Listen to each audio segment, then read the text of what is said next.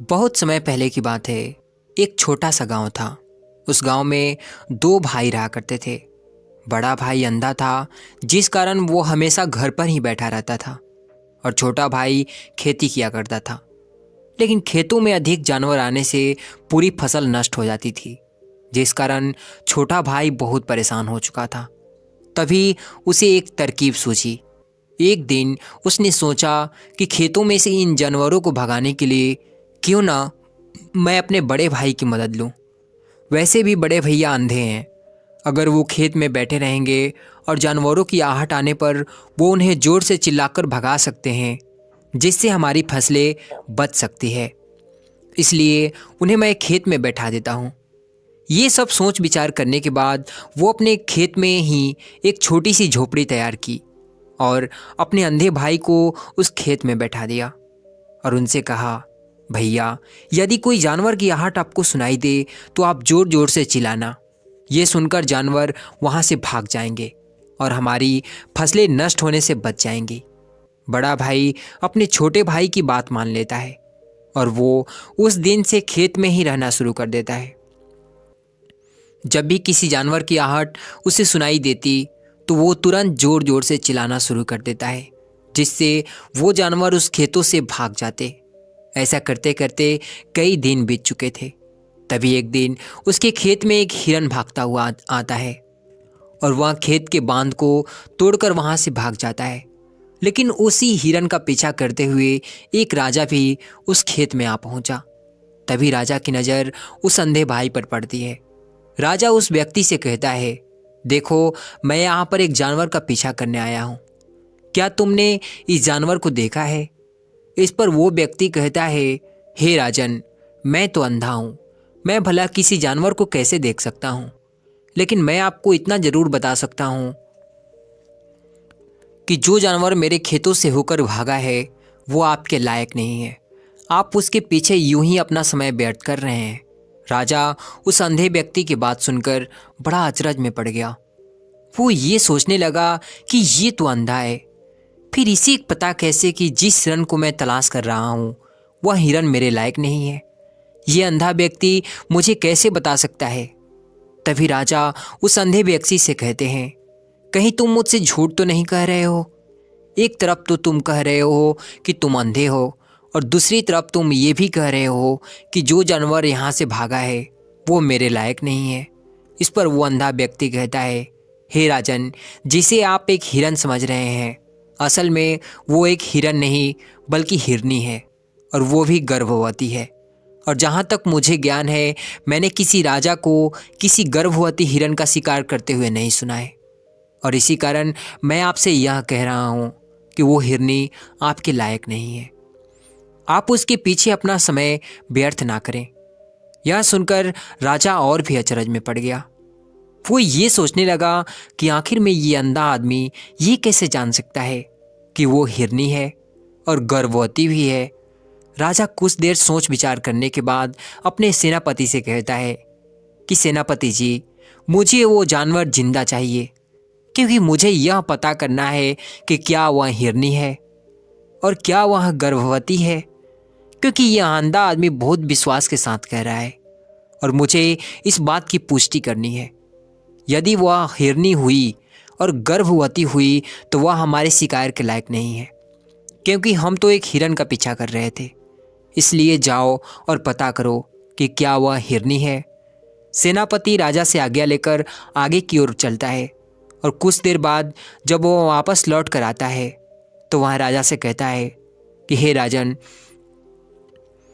इस अंधे आदमी की बात जो भी कहा है सच है। वो बिल्कुल सही है, वो एक हिरनी ही है और वह गर्भवती भी है। यह सुनकर राजा आश्चर्यचकित रह गया। उसे समझ नहीं आ रहा था कि आखिर ये अंधा आदमी कैसे बता सकता है कि वह जानवर एक हिरनी है और तो और वह गर्भवती है।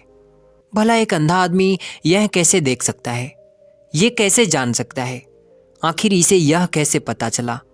ऐसे कई सारे प्रश्न अब राजा के मन में उभरने लगे। अब राजा ने यह ठान लिया था कि अब मुझे इस तरह तह तक पहुंचना ही है कि आखिर यह अंधा आदमी कैसे जानता है कि वह जानवर एक हिरनी है। यह सोचकर राजा उस अंधे आदमी के पास जाता है और उस अंधे आदमी से कहता है कि देखो, मैं ये तो नहीं जानता कि तुम सचमुच अंधे हो या नहीं, लेकिन मैं तुमसे एक बात जानने आया हूँ।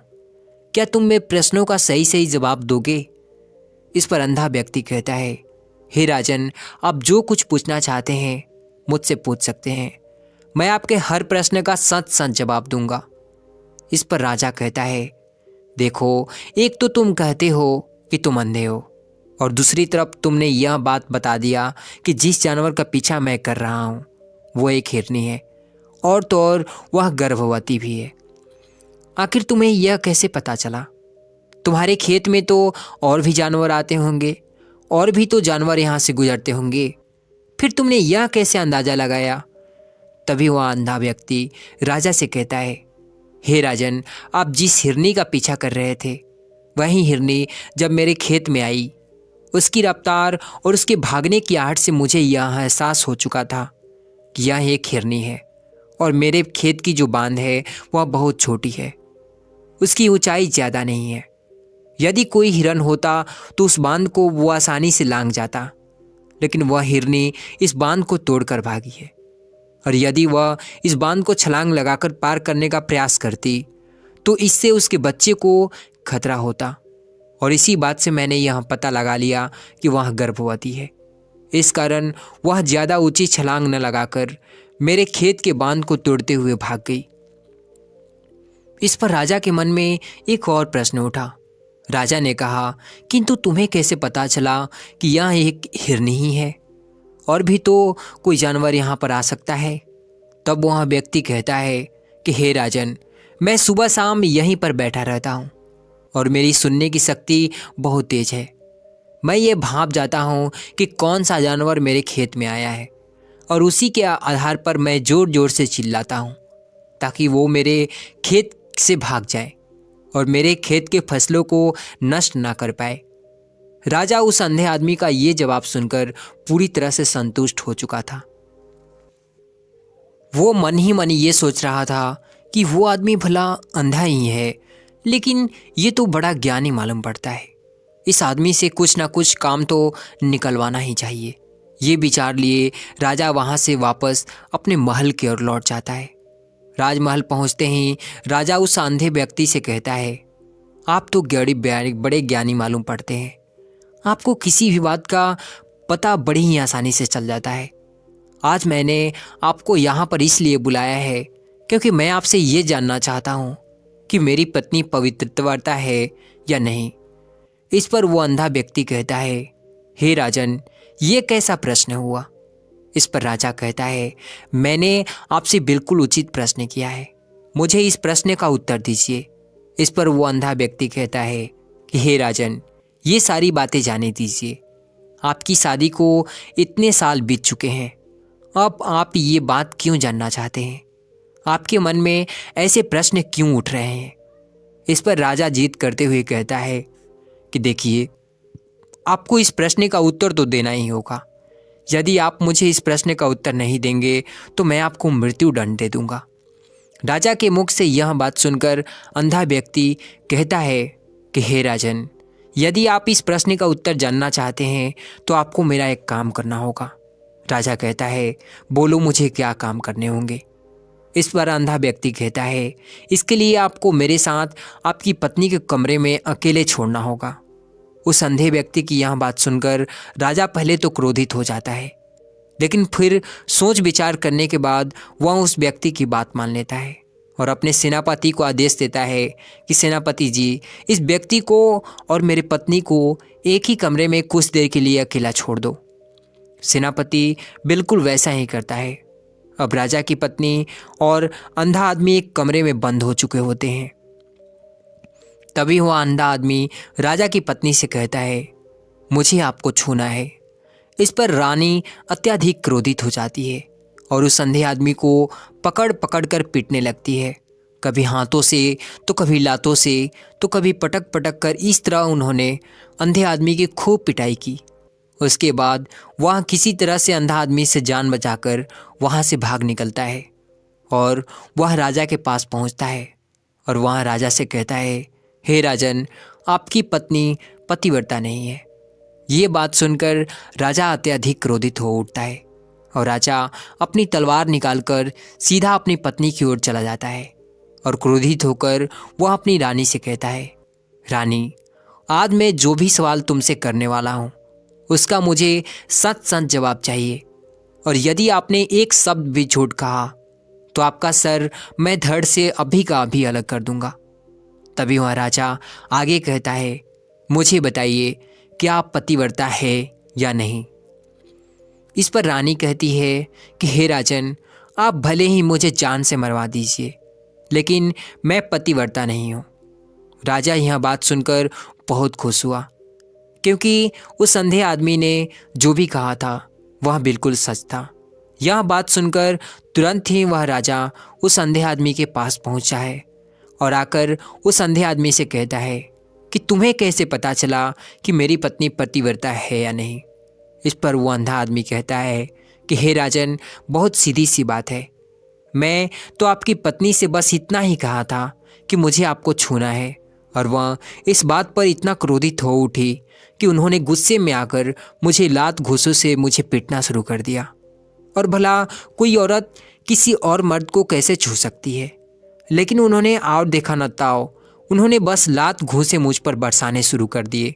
वह भी तो एक छूना ही हुआ, और एक पतिव्रता नारी कभी भी पराये मर्द को नहीं छूती।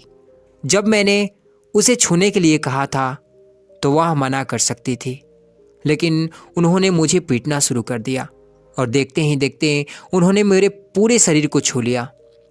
अब आप ही बताइए, ऐसी स्त्री भला पतिव्रता कैसे हो सकती है? इस पर राजा कहता है, तुम तो बड़े ज्ञानी मालूम पड़ते हो। अच्छा ठीक है, चलो तुम मेरे एक प्रश्न का और जवाब दो। तुमने अगर मेरे इस प्रश्न का सही सही जवाब दे दिया तो मैं तुम्हें यहाँ से जाने दूंगा। आगे राजा उस अंधे आदमी से कहता है कि तुम ये बताओ कि क्या मैं सच में अपने ही पिताजी का बेटा हूँ या फिर किसी और का। इस पर वो अंधा व्यक्ति कहता है, हे राजन, इस बात से आपका क्या लेना देना? आप किसी की भी औलाद हो, फिर आप हैं तो इस राज्य का राजा ही ना, इसलिए इस प्रश्न को दाने दीजिए। लेकिन राजा कहता है, नहीं नहीं, मुझे इस प्रश्न का उत्तर जानना है, अन्यथा यह प्रश्न मुझे हमेशा परेशान करता रहेगा, इसलिए मैं इसका सही सही जवाब जानना चाहूँगा। यदि तुम इसका सही सही जवाब दे देते हो तो तुम यहाँ से जा सकते हो, मैं तुम्हें नहीं रुकूंगा। इस पर वो अंधा आदमी कहता है, हे राजन, इसके लिए तो मुझे आपके माँ के पास भी जाने की कोई आवश्यकता नहीं है। मैं आपको अभी अभी बता सकता हूँ कि आपकी इसकी किसकी औलाद है। लेकिन उससे पहले मैं चाहता हूँ कि आप मुझसे पहले वादा करें कि आप मुझ पर क्रोध नहीं करेंगे। राजन ने कहा, मैं तुमसे वादा करता हूँ, मैं तुम पर क्रोध नहीं करूँगा। इसके बाद वह अंधा आदमी राजा से कहता है, हे राजन, आप हैं तो अपने ही पिता के पुत्र, लेकिन आप पर एक कंजूस सेठ की छाया पड़ी है।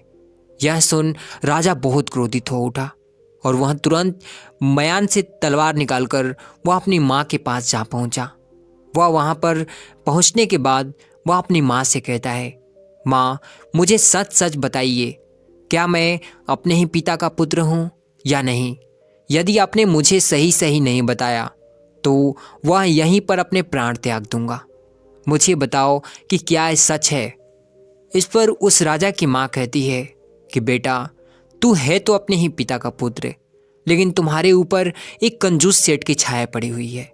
जब मैं एक बार नहाने के बाद अपना मुंह आईने में देख रही थी, तभी उस कांच के पीछे मुझे उस कंजूस सेठ नजर आता है और उसी की छाया तुम पर पड़ चुकी है। यह सुन राजा बहुत खुश हो जाता है और वह तुरंत दौड़ा दौड़ा वापस उस अंधे आदमी के पास पहुंचता है और उस अंधे आदमी से कहता है, तुम्हें ये कैसे पता चला कि मुझ पे एक कंजूस सेठ की छाया पड़ी है? इस पर वो आदमी कहता है, हे राजन, आपने मुझे कई सारे सवाल पूछे जिनका जवाब मैंने आपको सही सही दिया है। यदि कोई और राजा होता तो मुझे इसके बदले में ढेरों सारे इनाम मिल चुके होते, लेकिन अब तक आपने एक फूटी कौड़ी तक नहीं दी है। इस बात से ही मैंने अंदाज़ा लगा लिया था कि आप बहुत कंजूस हो। यह बात सुनकर राजा जोर जोर से हंसने लगा और कहता है कि आप जो भी मांगोगे वह मैं आपको अवश्य दूंगा, लेकिन तुम मुझे यह बताओ कि कैसे पता चल जाता है कि कौन सी बात सही है और कौन सी बात गलत। तुम किसी भी बात का इतना सटीक और सही जवाब कैसे दे पाते हो। इस पर वो अंधा आदमी कहता है कि हे राजन, मैं तो वैसे ही अंधा हूँ। यदि मेरी आँखें होती तो मैं किसी के भी मन की बातें बड़ी सरलता से जान लेता। मन की एक भाषा होती है और ये भाषा मनुष्य के भीतर शरीर में व्यवहार के रूप में देखी जा सकती है। उसकी आँखें से, उसकी होठों से, उसके काम करने के तरीके से, उसकी प्रक्रियाओं से पता चल सकता है कि उसके मन में क्या चल रहा है। उसके आधार पर हम किसी के भी मन की बात जान सकते हैं। लेकिन मैं तो अंधा हूँ, मैं देख नहीं सकता, इसलिए मैं क्रियाओं से देखता हूँ। यदि मुझे कोई बात जाननी हो तो अगले आदमी को कुछ काम देना पड़ता है, जिस पर वह व्यक्ति किस प्रकार काम करता है, किस तरीके से उस काम को करता है, उसके आधार पर मैं यह पता कर पाता हूँ कि उसके मन में क्या चल रहा है। तभी वह राजा कहता है, तो क्या इसका अर्थ ये हुआ कि मैं किसी के भी मन की बातें जान सकता हूँ? इस पर वह अंधा आदमी कहता है कि हे राजन, अवश्य आप भी किसी व्यक्ति के मन की बातें जान सकते हैं, किंतु उससे पहले आपको अपने ऊपर काम करना होगा, और वह काम है अपने मन को शांत करना, अपने मन को वर्तमान में लाना होगा, जिसके लिए मैं आज आपको 3 तरीके बताने वाला हूँ। और यह तीनों ही तरीके बड़े ही आसान और सरल है। किंतु हे राजन, उससे पहले आपको एक काम करना होगा, अपने मन को एकाग्र करना होगा। जब हम अपने मन को एकाग्र करते हैं, अपने मन को वर्तमान में लाते हैं, तो हम दूसरे के मन की बात जान सकते हैं, क्योंकि वह आदमी अभी भी अपने मन में वर्तमान ही सोच रहा है, और हमें भी मन को वर्तमान में ही लाना होगा। तभी हम उसके मन की बात जान सकते हैं। यदि हम अतीत में हुई घटनाओं के बारे में सोच रहे हैं, तो वह जो अगला आदमी वर्तमान में सोच रहा है, वर्तमान में अपने मन में बात कर रहा है, वह हम कैसे जान पाएंगे?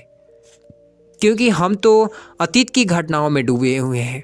इसलिए किसी के भी मन की बात जानने के लिए सबसे पहले हमें हमारे मन को एकाग्र करना होगा, उसे वर्तमान में लाना होगा।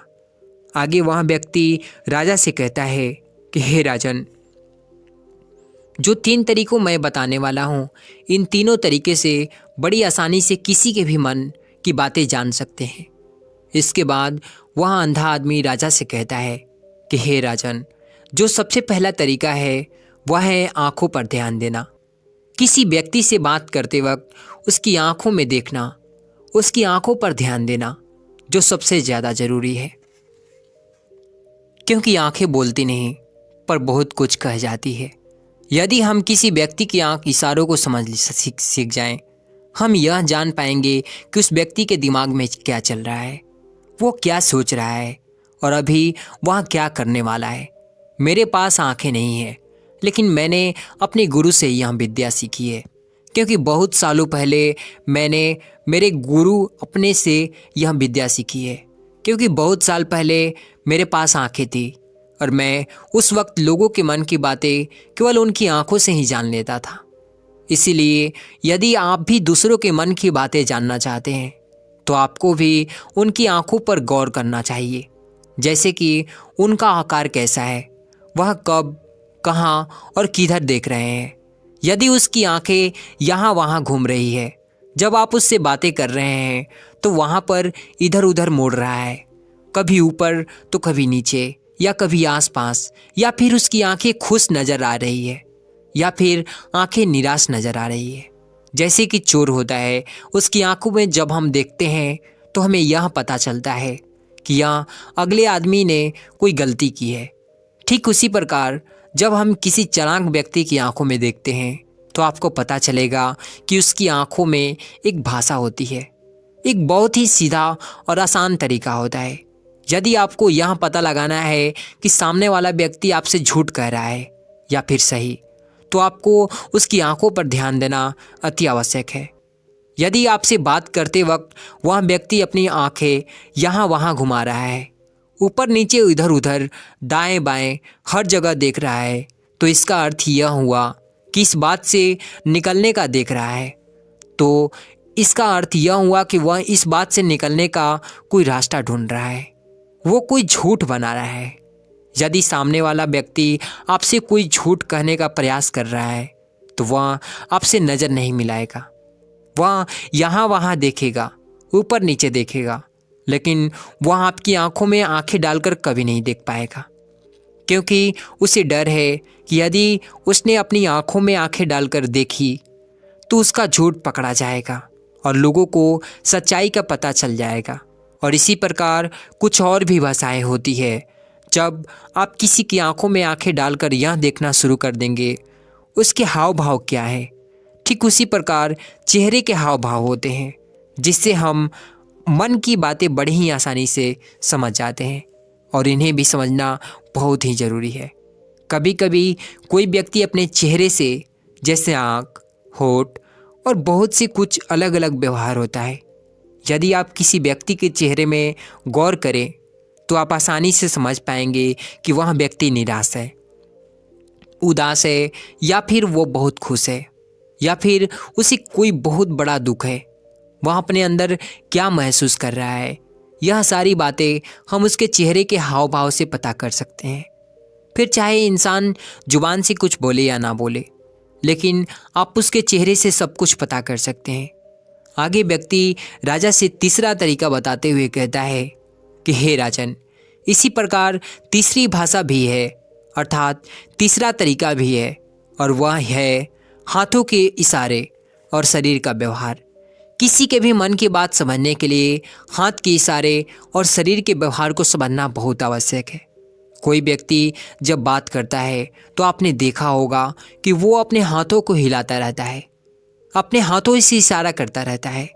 बातों के साथ साथ अपने शरीर का जो व्यवहार है, अर्थात बॉडी लैंग्वेज, उसका भी पूरा उपयोग करता है, जिससे हमें यह पता चल पाता है कि वह व्यक्ति हमारी बातों पर कितना ध्यान दे रहा है और उसके मन में क्या चल रहा है।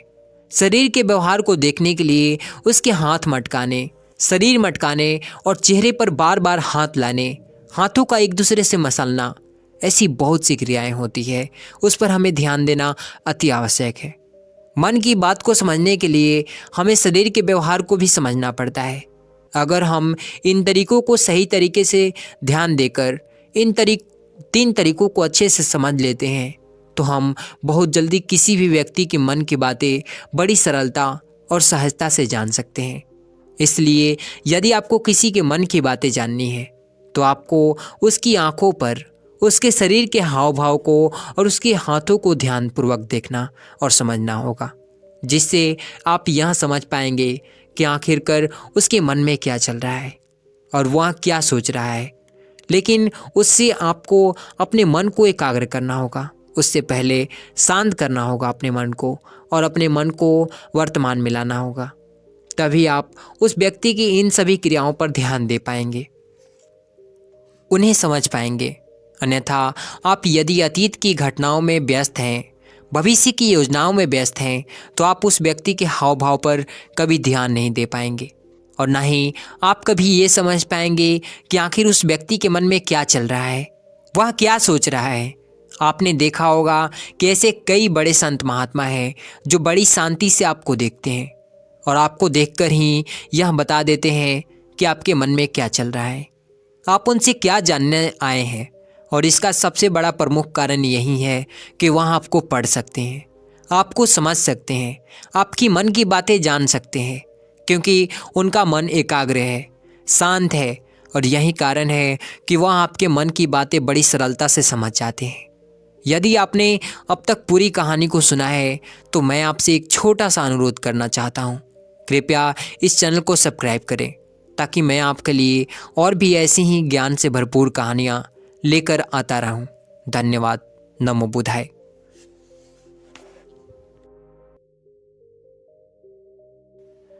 रात के सन्नाटे में अचानक एक बच्चे के रोने की गूंज उठती है। आज एक छोटे से गांव में एक नन्हे से बच्चे ने जन्म लिया था। बच्चे का भाग्य बहुत अच्छा था, उसने बहुत धनी परिवार में जन्म लिया था। ज्योतिषियों ने उस बच्चे की कुंडली देखकर बताया कि ये बच्चा बहुत भाग्यवान है। ये जीवन में या तो बहुत बड़ा सम्राट बनेगा या फिर कोई महान तपस्वी बनेगा। धीरे धीरे समय बीतता रहा और वो बच्चा शिक्षा दीक्षा ग्रहण करने के साथ बड़ा होने लगा। बच्चा बड़ा होनहार था, बड़ा ही कौशल था उसके अंदर, हर चीज़ को झटपट सीख लेता था। लेकिन जैसे जैसे वो बड़ा होता गया, उसे उसके माता पिता ने ज्योतिष की वो वाणी बतानी शुरू कर दी और धीरे धीरे उस बच्चे के मन में ये बात बैठने लगी कि वो तो संत बनने के लिए पैदा हुआ है। क्योंकि उसके परिवार में धन संपूर्ण होने की वजह से उसमें राजा बनने की कोई चेष्टा नहीं थी, इसीलिए उसको लगने लगा कि मैं बहुत बड़ा संत बनूंगा। उसके माता पिता को ये सोचकर कभी कभी दुख होता था कि कहीं सच में हमारा बेटा किसी दिन संत ना बन जाए। वो उनका इकलौता पुत्र था, उसके अलावा उनकी कोई संतान नहीं थी। धीरे धीरे बच्चे का मन खेल कूद से हटकर ध्यान साधना में लगने लगा। अब वो घंटों संतों की बातें सुनता रहता और ध्यान साधना करता रहता। उसने अपना पूरा बचपन का समय इसी तरीके से बिताना शुरू कर दिया।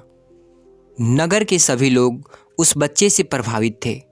वो उसके मुखमंडल पर एक अजीब तेज देखते थे और उसकी बातें सुनकर कहते थे कि वाह भाई, तुम तो बहुत बड़े ज्ञानी हो।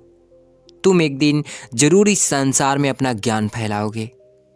लोगों में तुम्हारी बहुत प्रतिष्ठा होगी, बहुत सम्मान होगा। ये सुनकर वो बच्चा कहता कि नहीं महाशय, मैं कोई बड़ा आदमी नहीं बनना चाहता, क्योंकि अपने आप को ज्ञानी समझना भी अहंकार का ही एक रूप होता है। मैं अहंकारी नहीं हूँ, मुझ में अहंकार नहीं बच्चा। मैं कहना भी एक अहंकार होता है। ये सुनकर कहने वाले लोग सुनते ही रह जाते थे।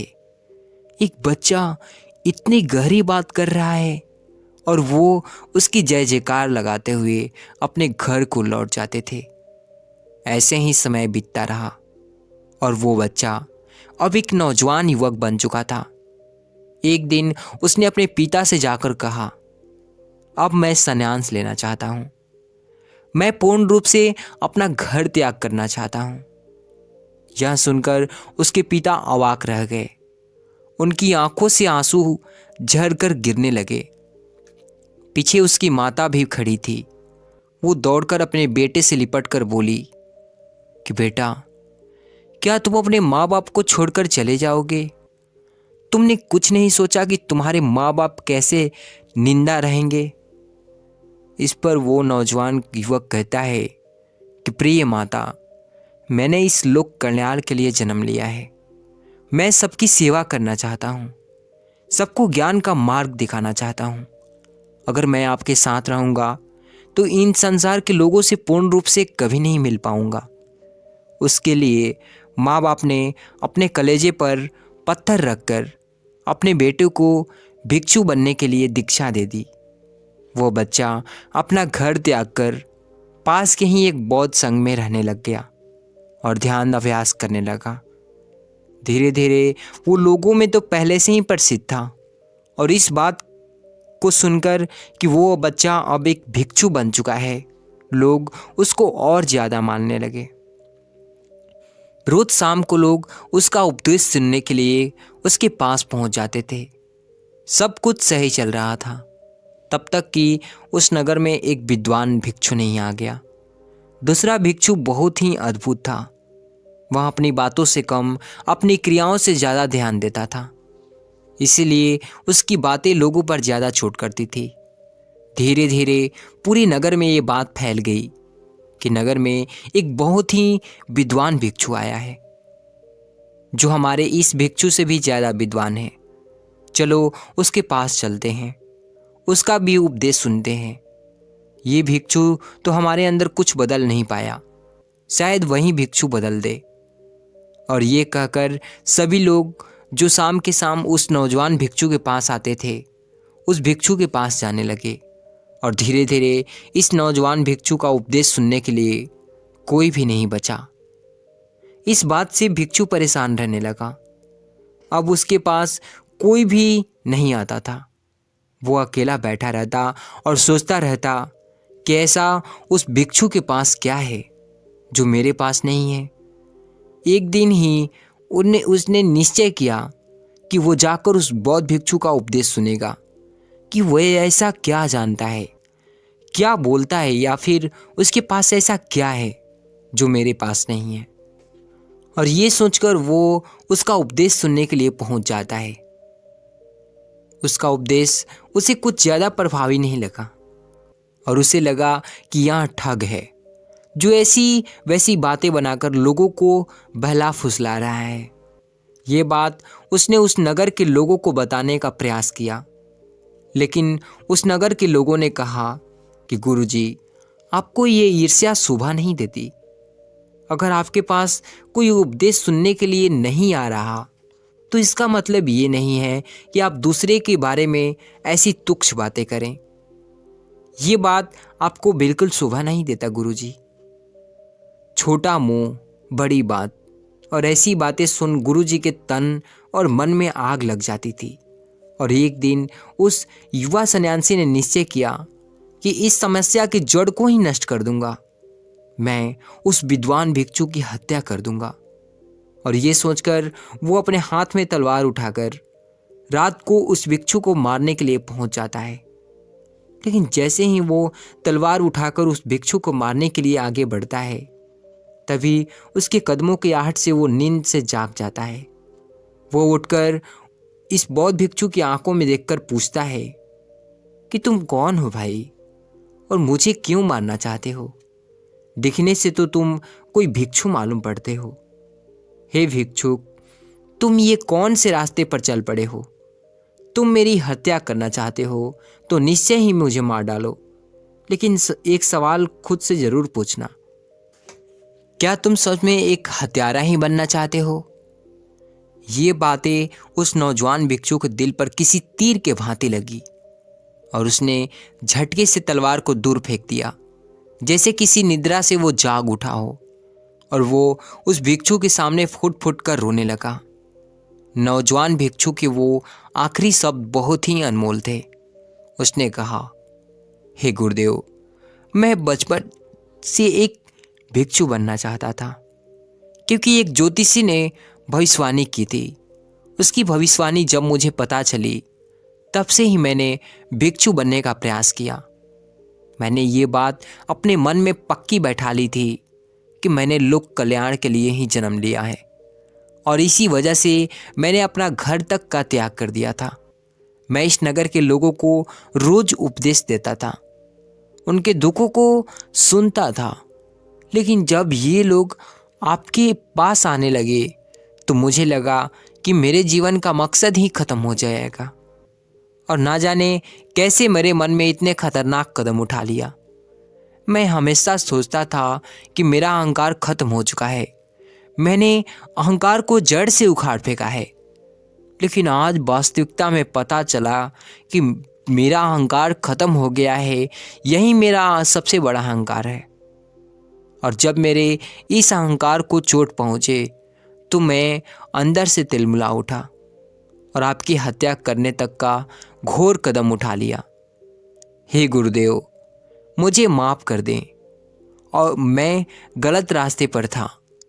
मेरी तो पूरी जिंदगी झूठ बनकर रह गई। और ये कहते हुए उस नौजवान भिक्षु के पैरों में गिर पड़ा। उस भिक्षु ने उसे उठाकर कहा कि हमारे मन की चाल बहुत सूक्ष्म होती है। हम करना कुछ चाहते हैं लेकिन कर कुछ जाते हैं। उसी तरह हमारा अहंकार बहुत सूक्ष्म होता है। मैं दूसरों से अच्छा हूँ, ये भी एक बहुत सूक्ष्म अहंकार है।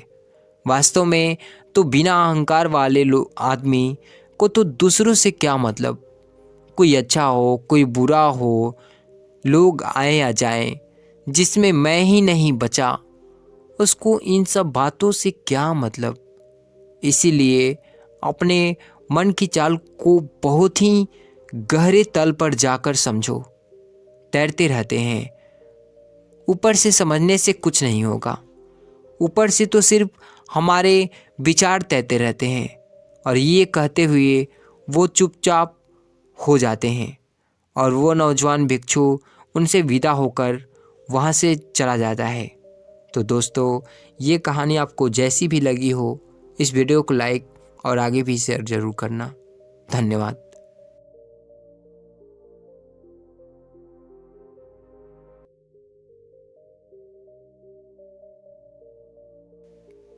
एक बार बुद्ध अपने आश्रम में विहार कर रहे थे। तभी एक व्यक्ति बुद्ध के पास आया और बोला, हे बुद्ध, मैंने आपकी बहुत प्रशंसा सुनी है। मैंने सुना है आपको परम ज्ञान प्राप्त हुआ है। मैं भी परम ज्ञान को उपलब्ध होना चाहता हूँ। मुझे उम्मीद है कि आप मुझे ज्ञान का मार्ग दिखाएंगे। बुद्ध ने मुस्कुराकर पूछा, तुम्हें मुझसे इतनी उम्मीद क्यों है? व्यक्ति बोला, हे बुद्ध, मैंने अपने जीवन का एक बहुत बड़ा हिस्सा इस संसार को समझने में निकाल दिया और तब मुझे समझ आया कि यहाँ सभी लोग स्वार्थी हैं। किसी को किसी से कोई मतलब नहीं है। सभी सिर्फ अपने बारे में ही सोचते हैं।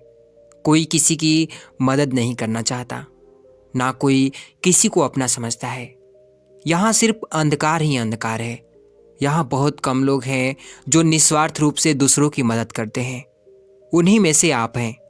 आप भी सभी को निस्वार्थ ज्ञान देते हैं। इसी कारण मैं आपके पास आया हूँ। बुद्ध ने कहा, तुम्हें अंधकार ही अंधकार क्यों दिख रहा है? व्यक्ति ने कहा, मैंने अपने जीवन में अंधकार ही देखा है। मुझे मेरे पिता से उम्मीद थी कि वह मेरा विवाह उस लड़की से करेंगे जिसे मैं पसंद करता हूँ, लेकिन उन्होंने ऐसा नहीं किया, बल्कि मेरा विवाह किसी दूसरी से करा दिया। वह लड़की जो मेरी पत्नी बनकर आई, मुझे उससे उम्मीद थी कि वह मेरे जीवन में खुशियाँ लेकर आएगी, मेरा ख्याल रखेगी, मेरे सभी कार्यों में मेरा साथ देगी, लेकिन ऐसा नहीं हुआ। मैं एक कवि था, लेकिन मेरी पत्नी को ये काम पसंद नहीं था। वह चाहती थी मैं कुछ और काम करूं और ज़्यादा पैसा कमाऊं। वह इसके लिए मुझसे रोज़ झगड़ा करती थी। उसने मेरा जीना दुश्वार कर दिया था। तब मैंने तय किया कि मैं घर बार छोड़कर हमेशा के लिए चला जाऊंगा। सब कुछ त्याग करके अपना घर छोड़ दूंगा। और मैंने ऐसा ही किया। मैंने घर त्याग दिया। उसके बाद मैं अपने मित्र के पास गया। मुझे उम्मीद थी कि वह मेरी मदद जरूर करेगा, लेकिन उसने ऐसा नहीं किया। तब मैं समझ गया कि इस दुनिया में कोई किसी का नहीं है, सब अपने मतलब के लिए हैं। तब मैं साधुओं, महात्माओं के पास चला गया। वहाँ मैंने उनसे ज्ञान की बातें सीखी, उनका आशीर्वाद भी लिया और तब मुझे समझ आया कि ये दुनिया एक माया से ज़्यादा कुछ भी नहीं है। बुद्ध मुस्कुराए और बोले, ठीक है, लेकिन उससे पहले तुम्हें मेरा एक काम करना होगा। क्या तुम वो काम करोगे? व्यक्ति ने कहा, अवश्य बुद्ध। बुद्ध ने कहा, ठीक है, मैं तुम्हें एक घड़ा देता हूँ। इस पर मैंने अपने हाथों से कलाकृतियाँ बनाई है। तुम्हें उसकी रक्षा करनी है। मुझे उम्मीद है तुम इसे कभी टूटने नहीं दोगे। वह व्यक्ति बोला, बुद्ध, बस इतनी सी बात, मैं इस घड़े की जान से भी ज़्यादा रक्षा करूँगा। बुद्ध ने कहा, एक और काम जो तुम्हें करना है, तुम्हें रोज़ सुबह उठकर सभी भिक्षुओं के लिए जल लेकर आना है। आश्रम की साफ सफाई करनी है। जो भिक्षु ध्यान कर रहे हैं उनकी सेवा करनी है तथा सभी भिक्षुओं के साथ भिक्षा मांगने नगर जाना है और वहाँ से आकर फिर सबके लिए भोजन की तैयारी करनी है। और यही नहीं, जब तक मैं न कहूँ मेरे प्रवचन या ध्यान सभा में तुम्हें नहीं आना है। सही समय आने पर मैं खुद तुम्हें बुलाऊंगा और अगर तुम्हें मुझसे कोई बात करनी है तो तुम ये घड़ा लेकर ही मेरे पास आना। वह व्यक्ति बोला, ठीक है बुद्ध। उसने वह सारे कार्य किए जो बुद्ध ने कहा था। लगभग 1 महीने बीत गए, परंतु अब तक बुद्ध ने उस व्यक्ति को बुलाया नहीं था। फिर वह खुद ही बुद्ध के पास चला गया, लेकिन बुद्ध ने उससे बात नहीं की।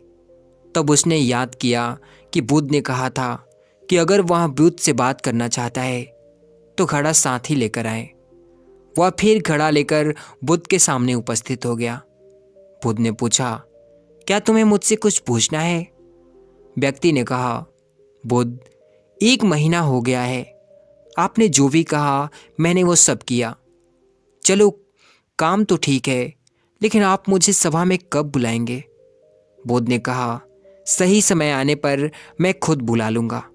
यह सुन वह व्यक्ति वहाँ से चला गया और अपना काम करता रहा। ऐसे ही धीरे धीरे 1 और महीना बीत गया। अब 2 महीने होने के थे। वह उसी तरह अपना काम कर रहा था।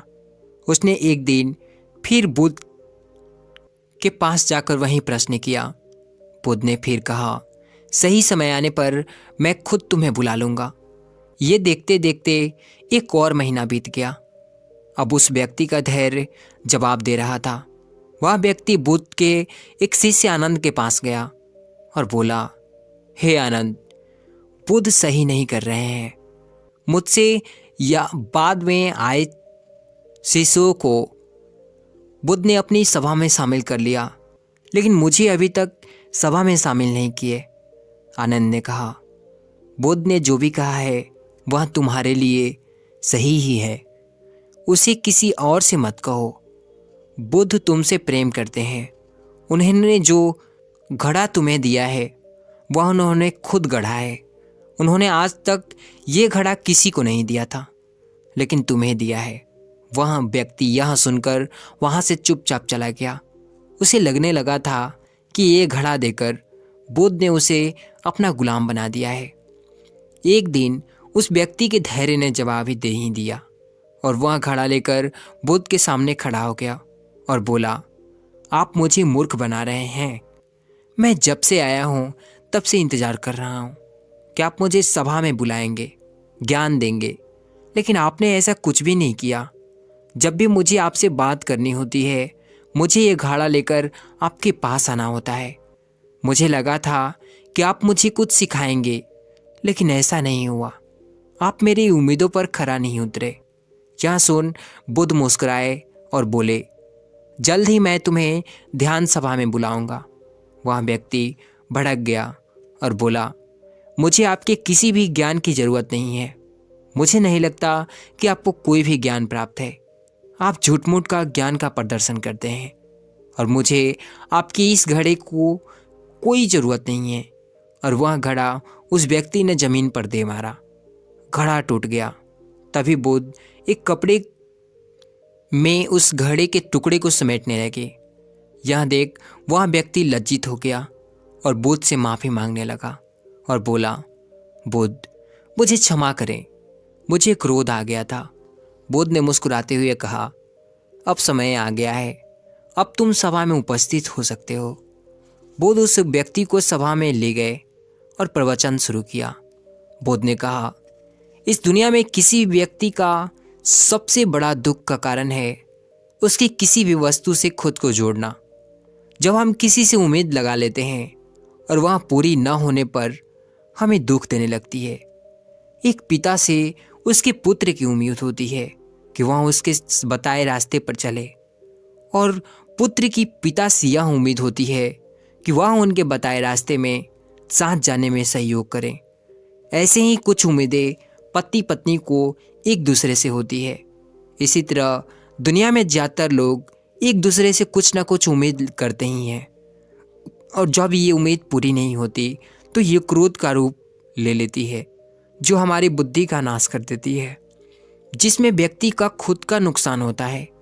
क्रोध गर्म कोयलों को अपने हथेली पर रखने के समान होता है, जिससे हम दूसरों को जलाना चाहते हैं, लेकिन उसमें पहले आपको खुद का हाथ जल जाता है। बुद्ध अपने कपड़े से उस घड़े के टुकड़ों को निकालकर उस व्यक्ति के आगे रख दिया और पूछते हैं, क्या तुम इसे वापस जोड़ सकते हो? वह व्यक्ति लज्जित होकर हाथ जोड़कर बुद्ध से बोला, मुझे माफ़ करें, मेरी बुद्धि नष्ट हो गई थी जो मैंने ऐसा काम किया। मैं इसे वापस नहीं जोड़ सकता। बुद्ध ने कहा कि मैं यहीं आपको समझाना चाहता हूँ। तुमने पूरी जिंदगी दूसरों से उम्मीद की, जब वह पूरी नहीं हुई तब तुम क्रोध में आकर वहाँ से भाग आए, जिससे तुम्हारा ही नुकसान हुआ। वह व्यक्ति बोला, क्या हमें किसी से कोई उम्मीद नहीं करनी चाहिए?